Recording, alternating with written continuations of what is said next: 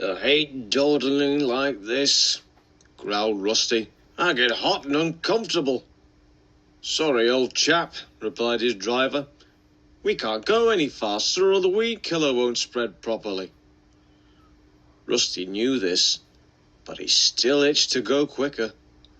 His train that morning was a flat truck with a large tank on it. A pipe hung across the line behind the truck's buffers.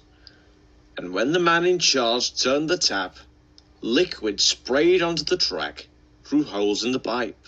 The weed-killing train was only used once a year, but that was once too often for Rusty. He had hoped Fred, the other diesel, would pull the train today, but Fred was ill. So he says, muttered Rusty darkly to himself.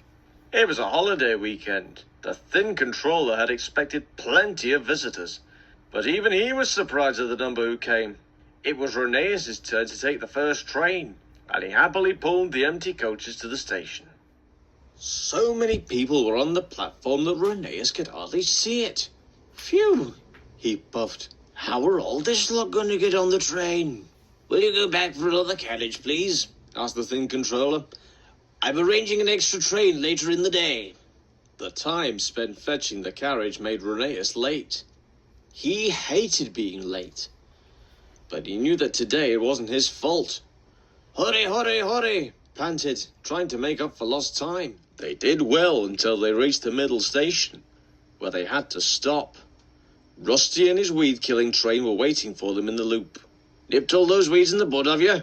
Called Reneeas as the engines passed each other. Beyond the middle station, the line rises steeply for a short way, so that it can cross a stream. The engines like to be able to get a run at the hill, especially when they have a heavy train.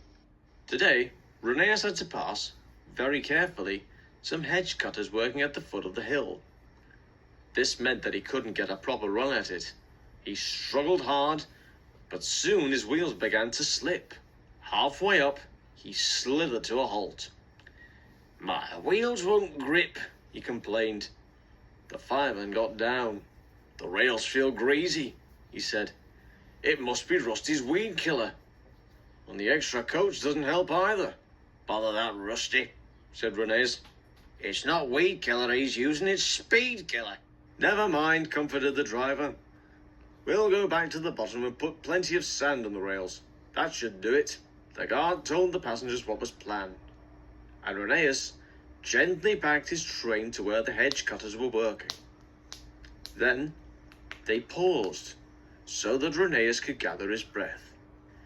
Beep, beep, he whistled bravely. Here goes. As they moved forward, the fireman turned on the sandpipes. I can do it. I can do it, Reneeas snorted. Slowly, very slowly, Reneeas reached the stream and crossed it.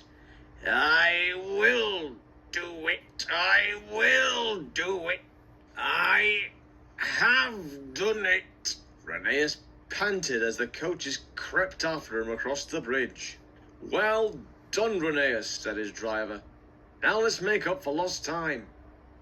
They did their best, but the passengers only had a little while to admire the lake at the top station. They didn't mind. They said they had enjoyed the brave way Reneeas had got them up the hill.